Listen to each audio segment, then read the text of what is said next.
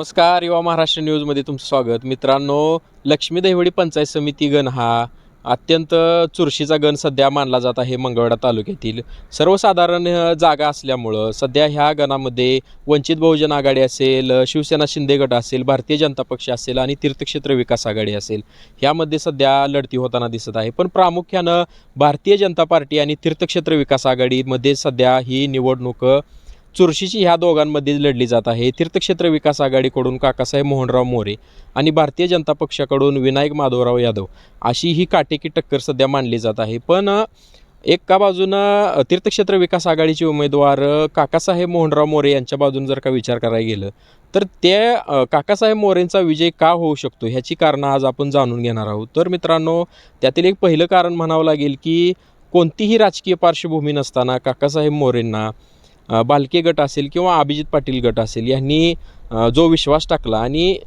एकंदरीतच त्यांना ही उमेदवारी देण्यात आली, त्यामुळे सुद्धा कुठेतरी लक्ष्मी दहिवडी पंचायत समिती गणामध्ये त्यांच्यासाठी हे पॉझिटिव्ह वातावरण तयार झालं.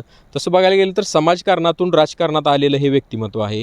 घरणिकीसारख्या छोट्याशा गावामध्ये नेत्र तपासणी शिबिर असेल, आरोग्य तपासणी शिबिरांचं आयोजन असेल आणि विविध शेतकरी मेळावे घेऊन शेतकऱ्यांना केलेली मदत असेल, त्यांचा सुमंगल उद्योग समूहाच्या माध्यमातून विविध युवकांना अण्णासाहेब पाटील महामंडळाच्या माध्यमातून कर्ज उपलब्ध करून देण्यासाठी केलेली मदत असेल आणि सुमंगल पतसंस्थेच्या माध्यमातून केलेलं कर्ज वाटप असेल, त्यामुळे सुद्धा त्यांचा बऱ्यापैकी ह्या भागात चांगला जनसंपर्क आहे आणि त्याच जनसंपर्काच्या जोरावर काकासाहेब मोरे हे लक्ष्मी दहिवडी पंचायत समिती गणात बाजी मारू शकतात असं राजकीय विश्लेषकांचं मत येत आहे. आणि दुसऱ्या बाजूला एक महत्त्वाचा फॅक्टर हा विचार करावा लागणार आहे, तो म्हणजे अभिजित पाटील गटाचा काकासाहेब मोरेंना पाठिंबा. तसं बघायला गेलं तर अभिजित पाटलांचे काकासाहेब मोरे हे चांगले सहकारी आहेत असं त्यांनी अभिजित पाटलांनी सुद्धा कालच्या आंधळगाव येथील फोनवर ज्यावेळेस सभा झाली त्यावेळेस त्यांनी तसा उल्लेख केलेला होता. आणि आपण जरा थोडं मागं जर का गेलं 2024 साली ज्यावेळेस अभिजित पाटलांनी पंढरपूर मंगळवेढा मतदारसंघात ज्यावेळेस विधानसभेसाठी चाचपणी केलेली होती, त्यावेळेस ह्या लक्ष्मी दहिवडी पंचायत समिती गणातील बऱ्याचशा गावात अभिजित पाटलांचा गट त्यावेळेस तयार झालेला होता. आंधळगाव असेल, लक्ष्मी दहिवडी असेल, बऱ्यापैकी आपल्या मारापूर असेल, घरणिकी असेल आणि गुंजेगाव असेल ह्यासारख्या गावात बऱ्यापैकी अभिजित पाटलांना मानणारा वर्ग तयार झालेला होता. त्यामुळे सुद्धा अभिजित पाटलांनी काकासाहेब मोरेंना ताकद देणं हा कुठेतरी टर्निंग पॉईंट ठरलेला आहे कालच्या सभेमध्ये आणि त्याचाच फायदा हा काकासाहेब मोरेंना हा 100% होऊ शकतो असे राजकीय विश्लेषकांचं मत येत आहे. आणि दुसऱ्या बाजूला आणखी एक प्लस पॉईंट म्हणावं लागेल की सर्वसामान्यातून आलेली उमेदवारी. एका बाजूला आम्ही ज्यावेळेस ग्राउंड रिपोर्ट करत होतो त्यावेळेस लोक बोलताना आम्हाला दिसली की ही निवडणूक ही जनशक्ती विरुद्ध धनशक्ती अशी होणार आहे.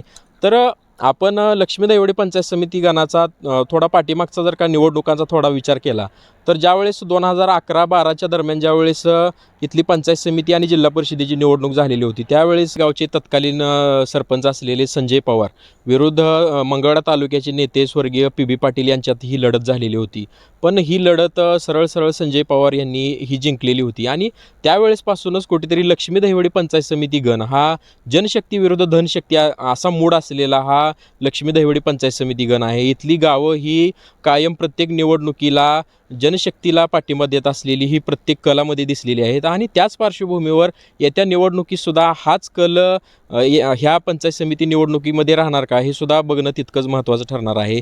तर हे काका मोरेंचा एक प्लस पॉईंट म्हणावा लागेल की भालके, कारण ज्याप्रमाणे पंढरपूर नगरपालिका असेल, तीर्थक्षेत्र विकास आघाडीने ज्याप्रमाणे विजय मिळवला, ज्याप्रमाणे रिक्षा सुसाट धावली, अगदी तीच तीर्थक्षेत्र विकास आघाडीची उमेदवार घेऊन काकासाहेब मोरे सध्या लक्ष्मी दहिवडी पंचायत समिती गणाची ही निवडणूक लढवत आहेत आणि त्याचमुळं काकासाहेब मोरेंचा विजय हा सुकर असलेला राजकीय विश्लेषकांकडून ह्याचं असं मत येत आहे. आणि भालके गटाचा जर का विचार करायला गेलं, पूर्ण लक्ष्मी दहिवडी जिल्हा परिषद गट असेल त्यामध्ये हळूहळू सध्या भालकेंना चांगलं पॉझिटिव्ह वातावरण सध्या तयार होताना दिसत आहे. जरी गट कोणत्याही गावात थोडाफार जरी कमी असला तरी त्यांचे कार्यकर्ते हे भरपूर ॲक्टिव्ह आहेत आणि खाली दिलेल्या उमेदवारीमुळे सुद्धा त्यांचा बराचसा फायदा हा त्यांना होऊ शकतो. आणि जिल्हा परिषद गटाची उमेदवारी ही कोमल लक्ष्मण ढोबळे यांच्याकडे असल्यामुळे त्याचासुद्धा फायदा हा काकासाहेब मोरेंना होऊ शकतो. कोमल लक्ष्मण ढोबळेंमुळे त्यांना जी मताची टक्केवारी जास्त वाढू शकते, त्यांचं जेवढी